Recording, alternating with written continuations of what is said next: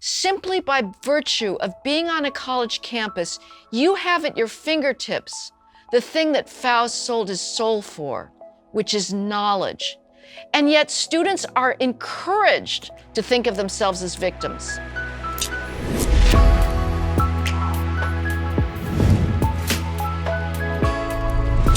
Here we are on the Sunday special with Heather McDonald, and I cannot wait to ask her about her new book, The Diversity Delusion. We're going to talk about the metoo movement. We're going to talk about racial diversity on campus, the quest for diversity. We'll talk about policing and crime, all sorts of great topics with Heather McDonald. But first, let's talk about what's smart. Figuring out who you need to hire to take your business to the next level in 2019. I mean, I look around my staff, and most of them are pretty good, but there are a few faces who, you could upgrade. That's why we're looking at ZipRecruiter. Start the year off strong by going to ZipRecruiter.com/BenGuest to hire the right people. Unlike other job sites, ZipRecruiter finds qualified candidates just for you. Its powerful matching technology scans thousands of resumes and identifies people with the right skills, education, and experience, and then actively invites them to apply to your job so you get qualified candidates fast. That's why ZipRecruiter is rated #1 by employers in the United States. This rating comes from hiring sites on Trustpilot with over 1,000 reviews. Right now, my listeners can get to try ZipRecruiter for free at this exclusive web address, ZipRecruiter.com/BenGuest, because I am Ben and I have a guest. ZipRecruiter.com/BenGuest.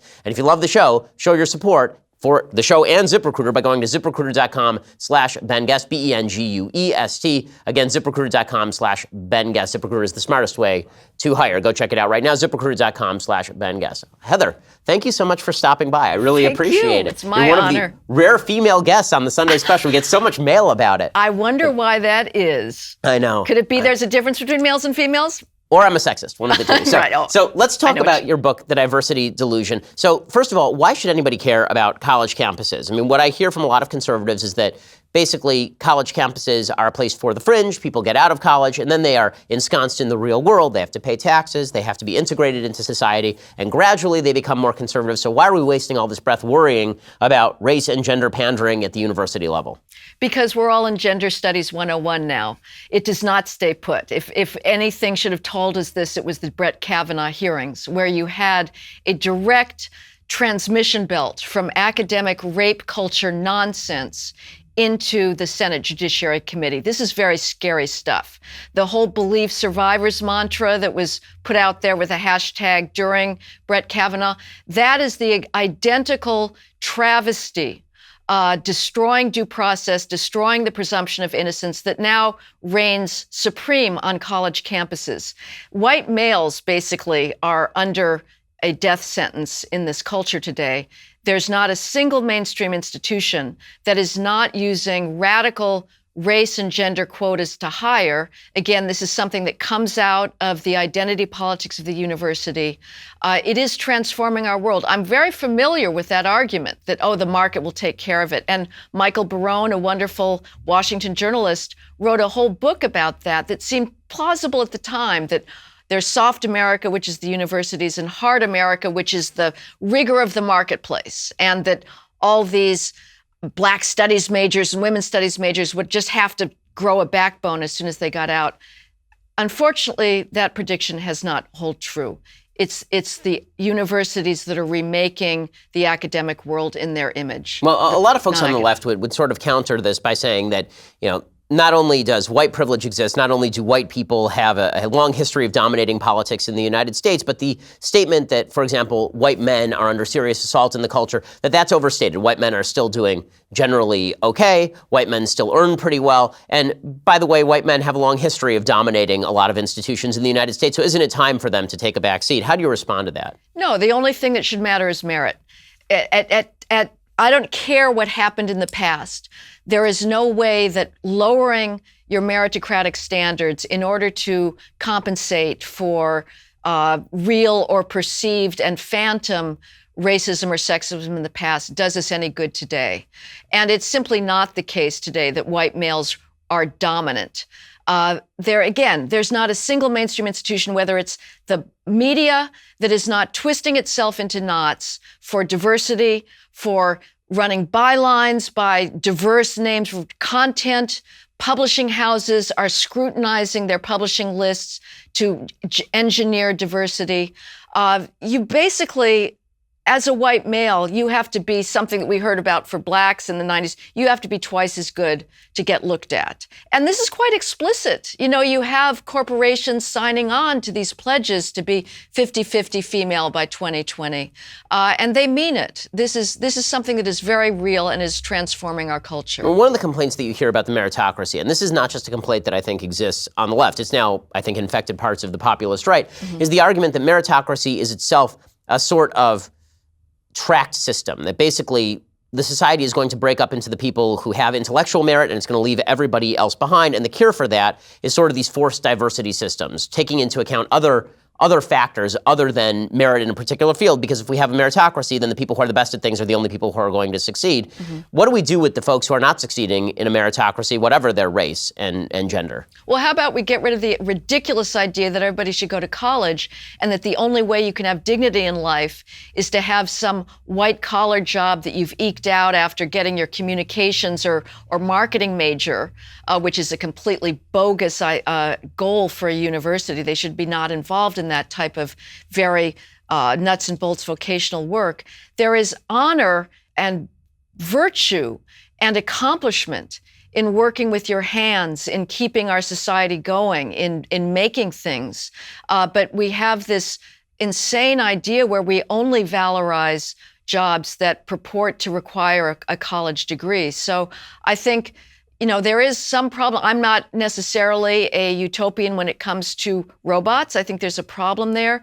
Leaving aside, though, whether technology will cause some major dislocation where less cognitively demanding jobs are really moved into automation, I still think that there's plenty of things for people to do that don't require a Google-level, intellect. Okay, so let's talk a little bit about the ideas that are being pushed on campus. You talk about them at length in the Diversity Delusion. Let's talk about some of the buzzwords. So the metoo movement obviously has gained enormous amounts of steam, not just on the college campuses, but also in the broad mainstream culture. You talk in the book and more generally about the inherent contradictions of the metoo movement. What's wrong with the metoo movement? Well, because it has now devolved into a quota system. If this would stayed put to simply be, okay, we're going to take out the most egregious sexual harassers, that's perfectly legitimate because there are some guys that are exploiting their workplace power, that have lost any sense of male chivalry thanks to this sexual liberation. And you have absurdities like Louis C.K. masturbating in front of females. This is something that was really unthinkable, I think, in the 1950s. If that was its only goal, that would be fine, but it is immediately morphed into a system of spoils so that, again, you have Hollywood pledging for a certain amount of females in directing, in writing, script writing, which I love because to the extent that Hollywood casts aside its ruthless box office judgment for the sake of diversity, I love that Hollywood moguls are not going to be able to pull in the billion-dollar bucks that allow them to fly across the world in their private jets while proclaiming the need for climate change, carbon taxes. But other areas that are also in the wake of the Me Too quota insanity that should worry us are things like the science fields, the so-called STEM fields, science, technology, engineering, and math, which have now wedded themselves to the idea that the only allowable explanation for the lack of 50-50 gender parity in a theoretical physics lab or a computer engineering department is sexism and discrimination, and that is simply false. I mean, this is one of the things that absolutely drives me up a wall, is the assumption on the part of folks who are on the left that if there is any sort of disparity, this is clearly due to discrimination. If there's a disparity between men and women in the STEM fields, it's due to discrimination, even when you have countries in the Nordic states where the amount of focus that's been put on gender disparity is enormous, and the STEM disparity is actually growing because it turns out that women don't want to join into STEM industries in the same way that men want to join into STEM industries. And this goes to a lot of the stuff that you talk about in your book and more generally, which is a cultural assumption that we've all made now, that whenever there's a disparity, it is due to discrimination, and therefore we have to do something about the discrimination by changing the underlying policy. And that, I don't want to preemptively get to your positions on crime, but this is sort of the argument that you've made in the past about criminal law disparities. And so I want to get your broader take on criminal justice reform. Obviously, this has become a hot issue on the right and the left. The Trump administration passed a form of criminal justice reform. I first wanted to get your general take on what that criminal justice reform system was, whether that was a good idea or a bad idea. Well, this recent law, you're talking about the First Step Act. To be honest, Ben, I'm agnostic about it because I think that all sentences are arbitrary. It's not as if there's a platonic ideal for dealing meth or dealing crack. And the fact of the matter is, politically, it's very hard to ever ratchet down a sentence. You can ratchet them up. But if the penalties had been set at a lower level to begin with, which they've now been tweaked a little bit in the federal system, nobody would be raising a hue and cry. So unlike some of my fellow conservatives that did see this as the end of the world, I don't necessarily, what I object to the most about it is the narrative behind these criminal justice reform efforts, which is the meme of mass incarceration, which is itself a stand-in for the idea that the fact, which is indisputable, that blacks are overrepresented in prison is a result of racism rather than criminal offending. So to the extent that the whole recent criminal justice reform push served to somehow legitimate that narrative, I think it's worrisome. But the actual little changes that were made in the federal prison system, and I hope my good sources that are the former federal U.S. attorneys aren't listening because they do think it's a big problem. I think we can probably live with it. Okay, so the meme of mass incarceration, you've spent a lot of time debunking it.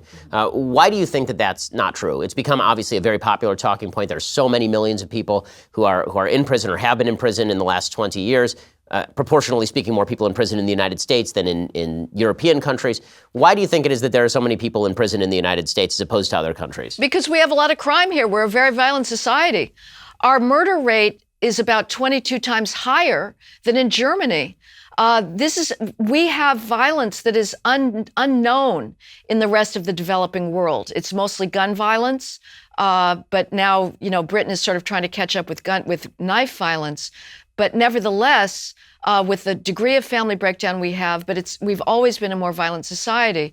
As you say, I would say that the moral outrage for the progressive left at this point is any lack of proportionality, and the flip side of that is the refusal to talk about behavior, as well as preferences and skills and aptitudes.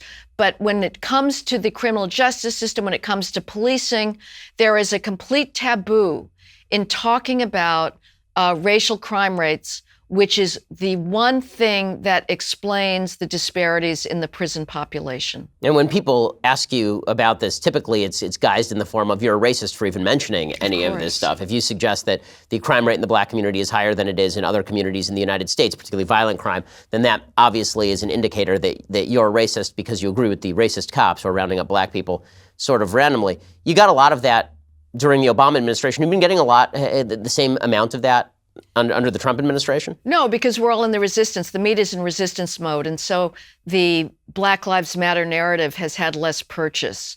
It's just the media has all of its attention now on impeachment and trying to take Trump down. So the Obama years were different. You had somebody in the White House who was a very forceful and repetitive exponent of the Black Lives Matter narrative of systemic criminal justice racism. That has been removed, fortunately.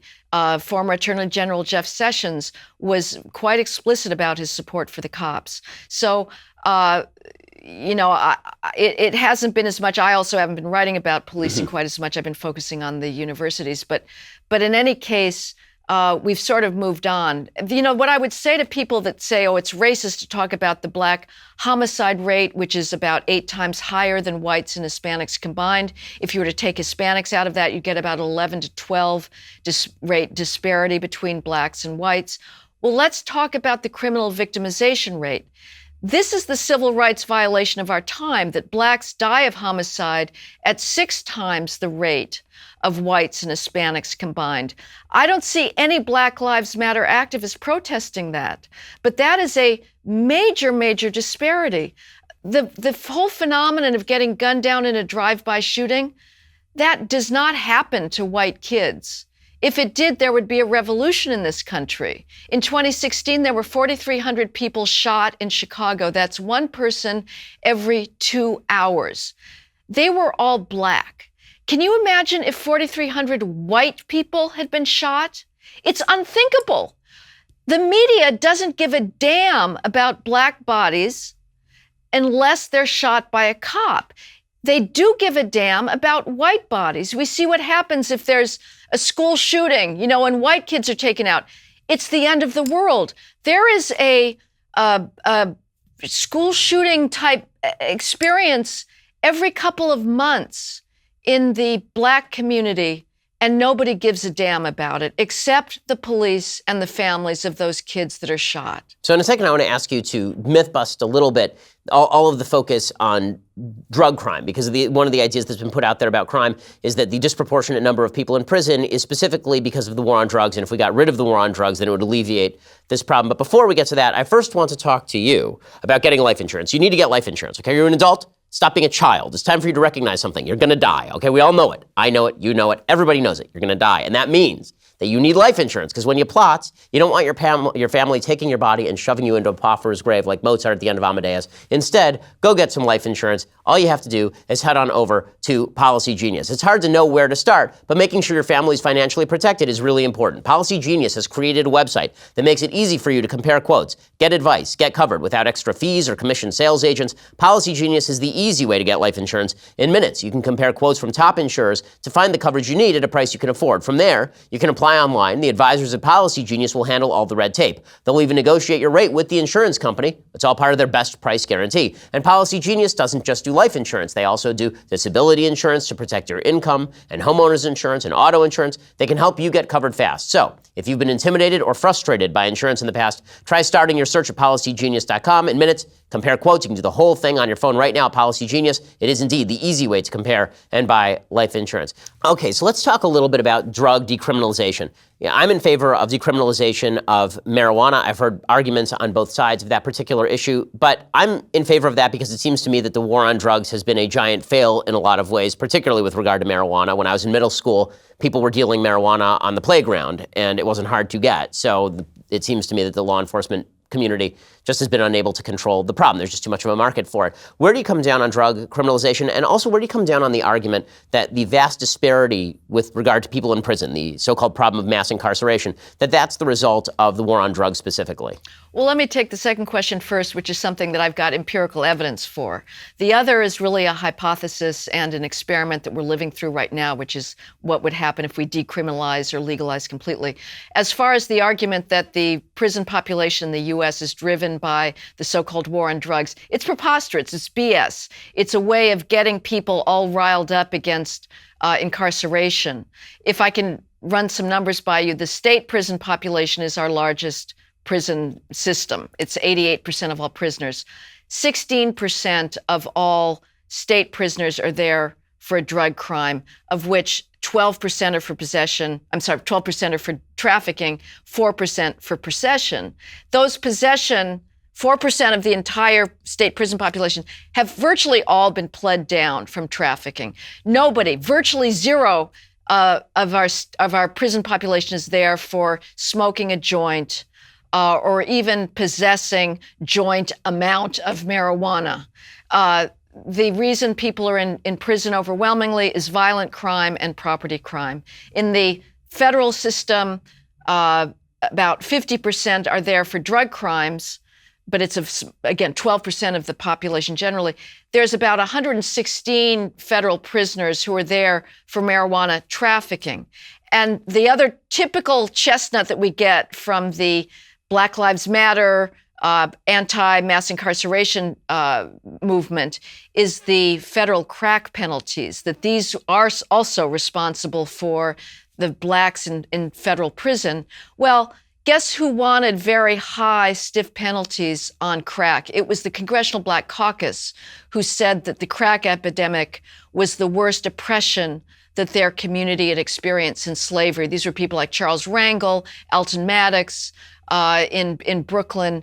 The federal crack penalties, before they were revised, are identical to the federal meth penalties.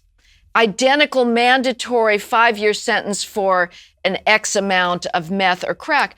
Well, meth is dealt overwhelmingly by whites. About 2% of meth traffickers are black. So if the crack penalties are anti-black, then the meth penalties are anti-white, but nobody complains about those. So I want to get back to the college campuses in just a minute. First, I need to ask you a little bit about illegal immigration, because you've written pretty extensively about illegal immigration. And one of the things that you've said, for example, is that the illegal immigration problem isn't going to stop until employers stop the illegal immigration problem. That basically E-Verify is the solution to illegal immigration. I was wondering if you could expand on that, because we may have a slight disagreement on that, actually. Well, I don't think it's the only solution. I'm actually not against a wall. But I do think that you do have to try and dry up the jobs magnet. That's a mixed metaphor. But end the fact that a lot of people do come into the country illegally because they think they can get work. They're driving wages down in this country. Mass low-skilled immigration, whether it's legal or illegal, hurts low-skilled Americans most of all. It drags their wages down.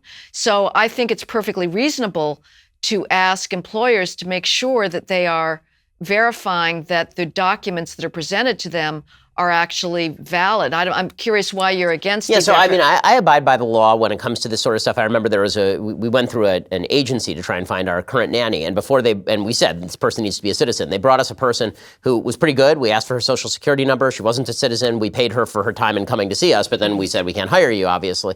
And I mean, number one, I'm not a feelings guy, but it didn't feel great to tell somebody that they couldn't be hired because of all this. But put aside the feelings, because as I say, I don't really care very much about that. My basic problem is the idea that employers are supposed to enforce the law when the feds won't. Meaning that if I were to find an illegal immigrant in our community and drive that person over to ICE, I would be arrested for kidnapping, right? But I'm supposed to enforce the law when it comes to immigration in a way that the federal government and state government of the state of California will not. Okay, the state government of California will not even report it to the feds if somebody is arrested and is an illegal immigrant in the state system. So we don't even have good statistics on that. And yet I, as an employer, will be arrested if I not imprison an illegal immigrant. If I put an illegal immigrant on my payroll, then I, as an employer, will be penalized for this. It seems to me that there's nothing deeply immoral about me hiring a person who wants to work for a wage, but there is something immoral about the federal government forcing me to enforce the law in a way the federal government will not itself enforce the law. Well, yeah, number one, E-Verify has a safe harbor provision so that if you use the system and it turns out that somehow somebody got through, you are not going to jail. So I just don't think that it's either or. I think it's both and. I think that you do have to make sure that people cannot get through the system and get a job. But obviously, sanctuary cities are an absolute abomination. I don't know of any other area of law enforcement where you have different aspects of it refusing to cooperate. Otherwise, it's sort of a seamless web. It should be that way. I mean, we learned after 9/11 that one of the problems was this wall between the CIA and FBI and local law enforcement. We got rid of that. For local law enforcement to thumb their nose at federal immigration enforcement officers, say you're not allowed into my jail, is just, it's a travesty. So obviously, we need to get rid of sanctuary cities, and Jeff Sessions was trying to do so, and was getting blocked, of course, by every federal judge that this came up against, except maybe in Texas. But I don't think it's not burdensome. It's an instantaneous thing to be able to check an employee's I mean, I will also say openly, I am libertarian when it comes to the free flow of labor. So I don't have any problem with people coming as guest workers into the country and working. I don't have a problem with H-1B visas. I have no problem with people coming in and filling jobs that employers want to pay them for. Businesses will offshore if they are not allowed to do this, and prices lower because of lower wages. So while it does, there's no question that a higher supply of labor lowers wages in particular areas of the economy. But frankly, is sort of my answer to that, and that is the libertarian answer, not to be callous. No borders, absolutely. Right. Well, at least when it comes to labor, when it comes to safety, when it comes to welfare, yes, borders. Right. So I want to make sure that people who are coming in the country. This is why I'm for a wall. This is why I am for criminal background checks on people coming into the country. This is why I don't believe that people should be given citizenship unless they are found to be of net benefit to the United States. But people who are coming in to work and then leaving again, or sending the money home or something, and not on welfare, I don't really have any problem with that whatsoever. It's an interesting kind of difference between what I would term sort of the more populist wing of the Republican Party and the libertarian wing. I've had this conversation with Ann Coulter, actually, about her book, because she was deeply concerned about undercutting the wage base with regard to immigration. I was concerned more about crime and welfare dependency among people who are coming into the country. I'm not sure where you stand on that. Well, first of all, I don't think the idea that, well, you're all for importing labor, but not for other things, is a valid distinction, because you don't just import a worker, you import a culture, you import a family, you import an entire way of being in the world. And I think what I see, I've spent a lot of time in high Hispanic neighborhoods in California, around Santa Ana and Orange County, East LA. And yes, on the one hand, they've had an incredible effect on, say, South Central Los Angeles, because there's more entrepreneurship in those areas than there was before. On the other hand, what I've seen is a migration of many second and third generation Hispanics into creating a second underclass. You have the highest school dropout rate in the country, the highest teen pregnancy rate among Hispanics. And so there's wonderful success stories of people moving up, but it is happening very slowly. And there is high welfare use. Obviously, you would say, well, let's enforce the rule against becoming a public charge. Yes, let's do that, but so far that's been very hard to do. So I guess I think that immigration should be in the interests of a country, but that is not exclusively about the cheapest wages, but what sort of culture do we want to be? I mean, I generally agree with that contention. I think that a better example of, and maybe a more clarifying example, is where you are on, for example, H-1B visas. So I know that both Ann and people like Tom Cotton, Jeff Sessions, very much against the use of H-1B visas, because they feel that that's depressing wages, even in high-wage industries. Mm-hmm. The use of H-1B visas, there I don't have much of a problem. I don't really have any problem at all. I mean, frankly, I have a personal stake in the matter. My father-in-law was here on an H-1B visa before before becoming a citizen of the United States, and obviously my wife is a citizen of the United States. Where are you on H-1Bs? Yeah, frankly, I'm going to punt on that, because I haven't really. I'm influenced by people like Mark Krikorian of the Center of Immigration Studies, who I respect enormously, who do say that it's. Without your father, I don't know nothing about your father. No, it's fine. It's unfair of me. I'm breaking my own rule. I don't like to invoke personal stories. Yeah, right. But that this is, in fact, they just are going for the lowest common denominator, and that there is no shortage of American labor for low-level computer inputting jobs or something. So I don't know. On the other hand, I'm also very open to the argument that I've heard from my libertarian friends who were former business owners, that it's not about low wages. We want work skills. And that I'm completely sympathetic to. It is undeniably the case that a lot of Americans have lost a really reliable work ethic. And a lot of immigrants do have that. And we all are bargain hunters. We seem to be wired for wanting the cheapest thing. And so a lot of us are complicit in this, of wanting cheaper goods, cheaper services. So it's a very tough problem. But I guess I would say, on the whole, I think that we need to slow down the rate of demographic change. And I know this is getting a lot of conservative media hosts in a lot of trouble for saying things like that.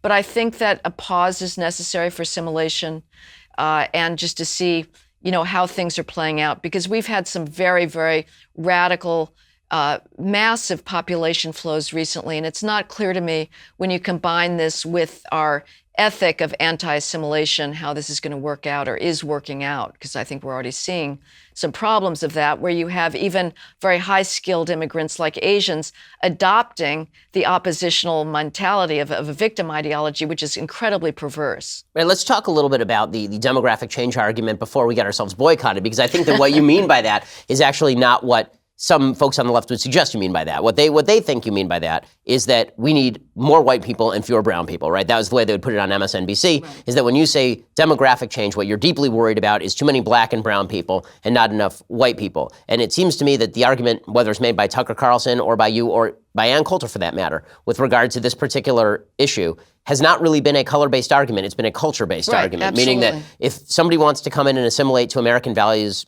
I don't care what color they are. I don't really care what religion they are, what shul or mosque or church they go to. What I care about is them assimilating to basic American values, Right. including values of community, including values of free speech and free enterprise and non-dependency. And if you're willing to assimilate and learn English the way that everybody else's great-grandparents did 3 generations ago, my great-grandparents did, then that's totally fine. Then come on in. But the problem is that we have had this multicultural ethos that has really helped fragment and destroy the culture overall. Right. We are teaching people to hate. I completely agree. Culture is what matters.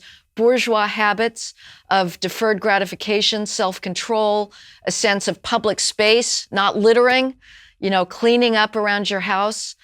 Those things really matter. I think Americans, and this sounds, I'll be criticized for being incredibly naive, we are so ready to be post-racial. If only the damn diversity bureaucrats would get out of the K through 12 schools, get out of the pre-K schools where they are trying to, it's amazing. I mean, I was talking to somebody who has a child in a gifted and talented school here in LA up in Mulholland Drive. They are now starting to do affinity group training for the youngest elementary school so that kids can start developing their tribal group identity as an early possible age. And so if people came with a sense of, my goal here is to become American, nobody would give a damn. But you also see still cultural habits that are not the same forward-looking entrepreneurship in some of the groups we're bringing in, and that's a problem. Okay, so let's talk in a second about this multicultural ethos, the diversity ethos that you talk about in your book. First, let's talk about brushing your teeth. So the new year means new resolutions. We've got one that you are working on twice every day. It's your oral health, and with a Quip electric toothbrush, sticking to good habits is simple. I know, you lie to the dentist. You say you brush regularly. You say you brush for the proper amount of time. Stop lying to yourself. Instead, you ought to get a Quip toothbrush. The guiding features are like a built-in support system for better brushing. Sensitive sonic vibrations for an effective clean that is gentle on your sensitive gums. Built-in 2-minute timer pulses every 30 seconds to remind you when to switch sides and help you clean your whole mouth evenly. Brush heads delivered on a dentist-recommended schedule every 3 months for just $5, so you're not going to be brushing with that same old brush head that your child may or may not have used to clean the toilet. A friendly reminder when it's time for a refresh and to stay committed to your oral health. Quip is one of the first electric toothbrushes accepted by the American Dental Association. They are backed by over 25,000 dental professionals. They have thousands of verified 5-star reviews. I love my Quip electric toothbrush. I use it twice a day for these pearly whites, and I use them 2 minutes a day. It is just fantastic. Quip starts at just $25. If you go to getquip.com/BenGuest right now, you can get your first refill pack for free. Again, get your first refill pack for free at getquip.com/BenGuest. That is getquip.com/BenGuest. Okay, so let's talk a little about the multicultural ethos, because that really is at the heart of the Diversity Delusion. I mean, it's the title of the book. What are colleges getting wrong about diversity? Well, they define it by the trivialities of gonads and melanin, and now all the various gender identities that are being rapidly crafted by desperate students who have finding it's getting harder and harder to be transgressive and get your own personal bureaucracy to cater to your delusions about being oppressed. Frankly, I think diversity comes naturally. I think any individual is diverse, but I don't even think it should be a goal in any sense. Even intellectual diversity, if we didn't have such a monolithic, I think I would excise the word completely. I would not put in good diversity versus the preposterous, narrow, narcissistic diversity as currently defined. I think the goal of university should be knowledge, pure and simple, and a gratitude for the greatness of the past, for the works of sublime creation that it is our privilege to have inherited. But now diversity is just a code word for a whole set of things, primarily what you mentioned before, Ben, which is this idea that any lack of proportional representation is by definition a signal that somewhere, someplace, or everywhere is lethal discrimination. And it is also the diversity ideology is giving students a ground to be completely out of touch with reality. It's remarkable. The reigning view is that to be a female or a so-called student of color on an American college campus today is to be at literal threat to your life from circumambient racism and sexism. This is not hyperbole. The students really believe it. The students occupied the president's office at Brown, complaining about the fact that they had to follow such quotidian academic expectations as going to class or studying for exams because they said they were focused so hard on, quote, staying alive at Brown. Now, there is no more privileged place in human history than a college campus. I don't care if you're purple, green, or blue, or if you come from a family of $25,000 a year or $2 million a year, simply by virtue of being on a college campus, you have at your fingertips the thing that Faust sold his soul for, which is knowledge.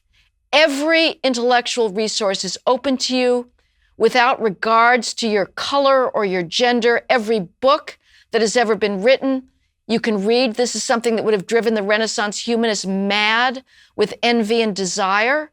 And yet students are encouraged by their presidents, by the metastasizing, sprawling, multi-million-dollar diversity bureaucracy to think of themselves as victims. Where did all this get started? Because if you look at the history of the university, supposedly it was supposed to be what you're talking about, bringing knowledge, trying to study eternal truths, looking at the universe around you. And now it's a competitive Olympics of victimhood. How did that get started, and who's interested in promulgating this?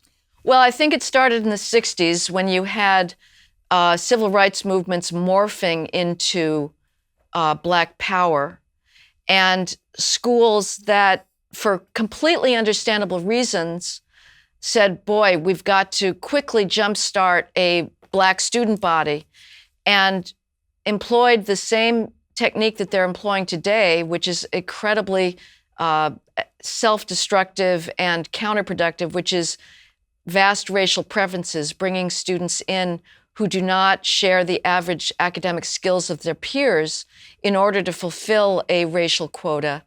And students that are brought in under any type of preference, it could be a gender preference, whatever, who are not competitively qualified are going to struggle. So you had the creation of Black studies majors, ethnic studies majors, to try and give something to these preference beneficiaries that would that they could succeed at. And then you had the rise of high theory, which was something initially quite remote. This was deconstruction, post-structuralism, which were very arcane and very bizarre theories about language that I unfortunately wasted my college years absorbing uncritically without any sense of skepticism towards them. But they still read the canon. And so even though I was reading Jacques Derrida to my eternal regret, I was also reading Wordsworth and Edmund Spencer and John Milton and wallowing in language of just exquisite beauty.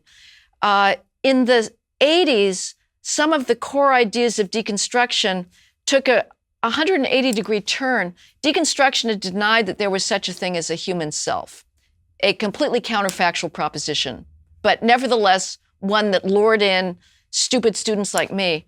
The weird thing is that deconstruction in the 80s, some of their ideas turned into this roaring revival of the self. So now it's all about me, narcissism. As a female, I'm supposed to only want to study female writers, or I want to read books to get a sense of how oppressed females were in the past.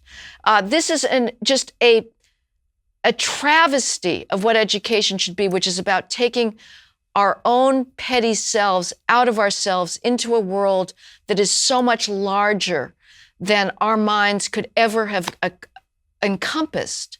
And instead, students only want to study their sexuality, their sexual preferences, and again, they're being encouraged by their faculty. Well, so let me give the counter-argument. So the counter-argument, for the sake of playing devil's advocate, for a lot of folks on the left, is that the prevailing theory of America and of the West had been that it is a great and glorious place filled with great discoveries and freedoms and prosperity, but that prosperity and freedom has been built on the backs of a lot of different various victimized subgroups over the course of history, and their plights have been ignored, and that it is incumbent on us, now that we have reached beyond the point of Western civilization alone, to look at all these various subgroups and recognize that they have been intersectionally victimized, and we can judge them by they're intersectional categories. If you're a member of several categories, then you have been victimized in a variety of ways. This means that you have an experience that no one else can understand because you yourself have been a member of these particular groups, and your subjective membership in any of these groups means that we all have to judge you that way. And if we fail to judge you that way,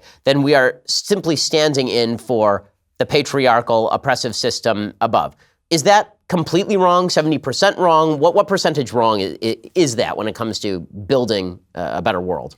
Well, we have not been at risk for a sort of a nationalist, self-glorifying narrative about our past for quite some time now.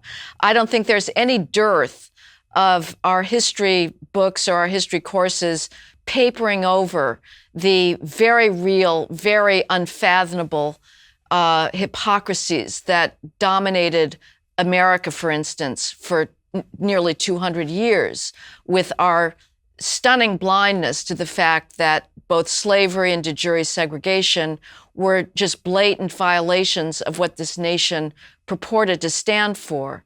And it's always just amazing to see the patience, the patriotism, the courage with which the civil rights pioneers were willing to keep fighting to get America to live up to its ideals. But the idea that now we're still living in this world that is blind to the failures of the West, I think, is completely counterfactual. And it is the case. I would also say what's empirically demonstrably wrong is the idea that the West is today the font of all evil. If you want to see a patriarchy, go to rural Nepal, where girls who are having their period are forced to stay in a hut because they're so impure. Or if you want to see homophobia, try and sponsor a gay pride march in Uganda. Egypt recently imprisoned people at a rock concert who had unfurled a rainbow banner in solidarity with the lead singer of a rock band who was gay, and they're considering criminalizing homosexuality. The rest of the world, the non-Western world, every single day is trying to come to the West, whether legally or illegally. Why? Are they deluded? Are they deluded about the fact that coming to this place of vicious racism and sexism will oppress them? Or do they realize that at this point, there has never been a freer, more tolerant, opportunity-filled society in human history? And this is a cliche among conservatives, but I guess it bears repeating that there's hardly a culture in the world that has not practiced slavery, including Africa. But the West was the society that developed the abstract ideals of a humanity that transcended tribal identities, that paved the way for outlawing slavery. It didn't happen elsewhere. It happened in the West because of the Enlightenment and the evolution of ideas of fairness, due process, and a universal humanity. Now, for saying all this stuff, obviously you're a very threatening person. I mean, I know that, you sound very threatening. You're a very scary human. You're sitting, both of us have been protested at college campuses. Yes. I feel sort of bad. I always mention your name when people talk about protests at college campus because I get all sorts of attention for going to Berkeley with 600 police officers.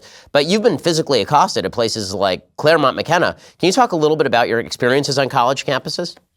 Well, Claremont was definitely the nadir of Yahoo students that were out there to try and feel like they had some, social justice mission to feel important. I was there to speak about my previous book, The War on Cops, and to bring the message that there are many law-abiding residents of high-crime neighborhoods who love the police. I cannot go to a police community meeting in South LA or East Harlem where I don't hear, "We want the cops, please get the drug dealers off the street," with all apologies to the war on drugs, but people feel this as an oppression.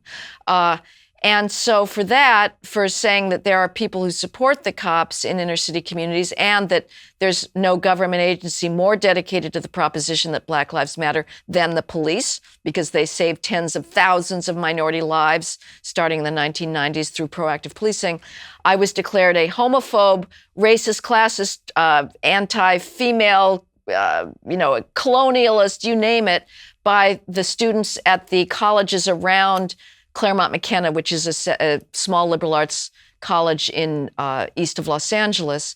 They blockaded the auditorium where I was supposed to speak so that no students could come and hear me enter. I was taken in with a police escort through a secret passageway and spoke to an empty room. Outside, the students were pounding on the windows and chanting and drumming. And the police eventually decided, and these were large plate glass windows, that they couldn't guarantee my safety, so I was escorted out. But, these are students that have never had to live with real high crime. They don't know a thing.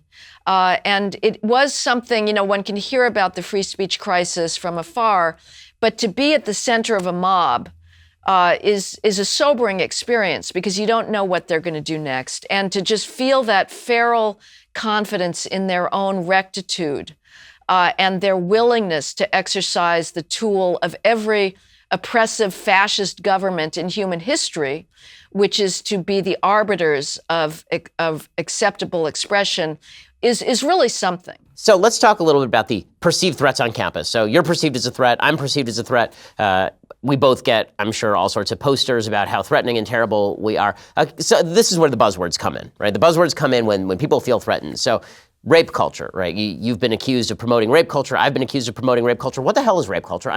Honestly, I do not even have a good definition for what people mean when they say rape culture, because I'm unaware of the constituency that is radically in favor of rape in the United States. What exactly am I missing here? What do they mean by this, and why are they wrong?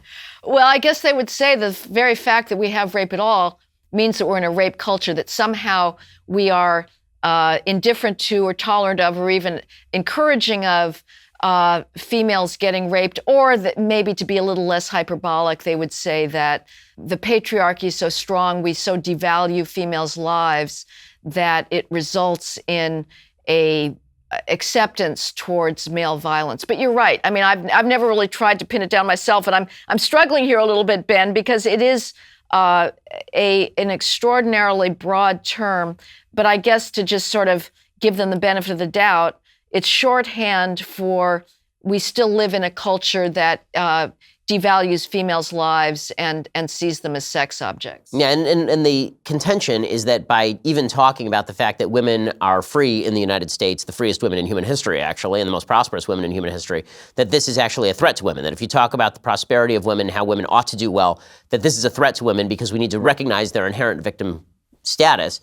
Otherwise, we are ignoring their cruel plight. Yeah. Well, it's ridiculous. Everybody wants to be a victim today. I've recently learned that white males in their desperate sort of affinity group circles where everybody's going to trade victim points and see where they end up on the intersectional totem pole have taken to saying, well, I think I'm on the spectrum, because, this gives them some opportunity to themselves not be strong. It's a very weird civilizational development, because for centuries, for like all of human history, cultures wanted to celebrate strength and accomplishment and success.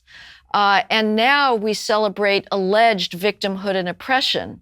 It's a bizarre reversal of how societies used to run themselves. And, one explanation is possibly Nietzsche said that Christianity was a major sort of betrayal of classical ideals, and that it celebrated the original victim.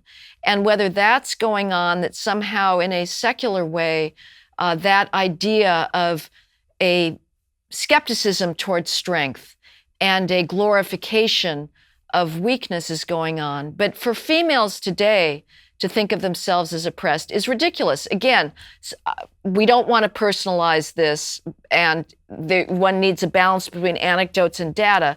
But I can just tell you that I have never been discriminated against in my life. I was in college in the 70s.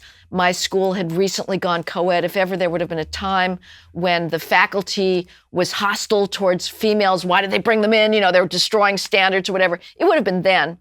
I had enormous support from my professors.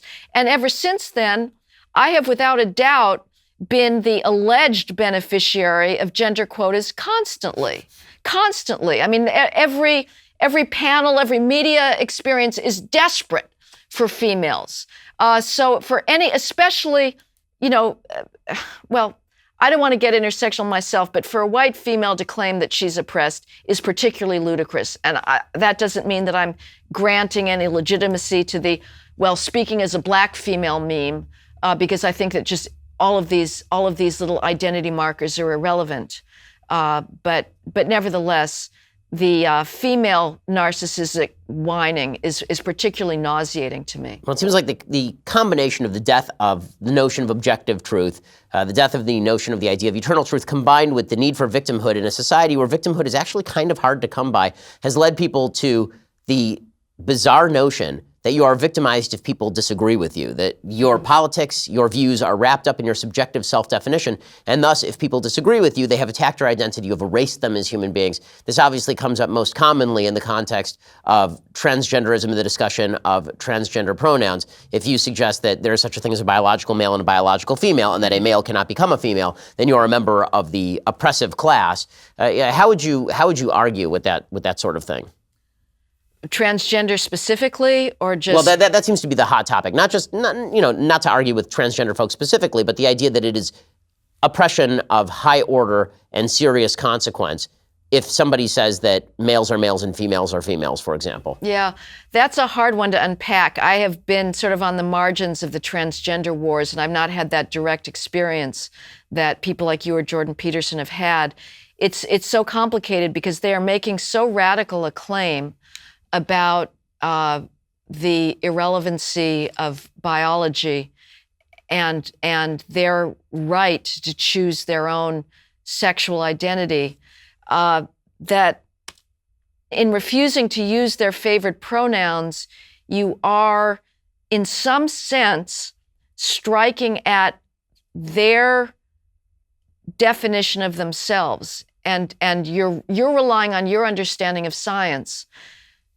So it's a tough one. That's sort of the toughest one that's out there.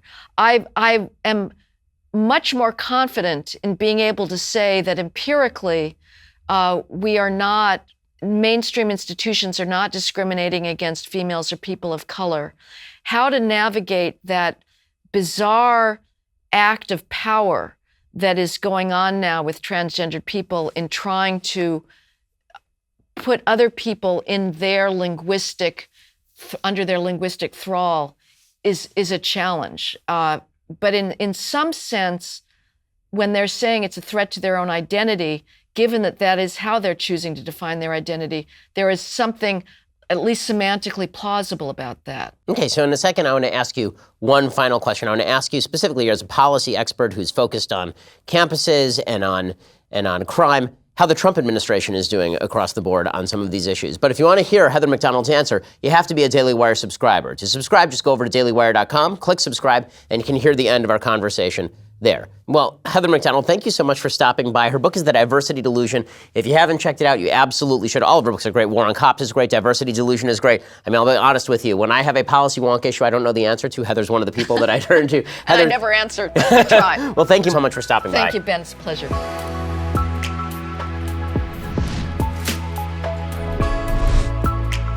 The Ben Shapiro Show Sunday Special is produced by Jonathan Hay, executive producer Jeremy Boring, associate producer Mathis Glover, edited by Donovan Fowler. Audio is mixed by Dylan Case. Hair and makeup is by Jesua Olvera. Title graphics by Cynthia Angulo. The Ben Shapiro Show Sunday Special is a Daily Wire production. Copyright Daily Wire 2019.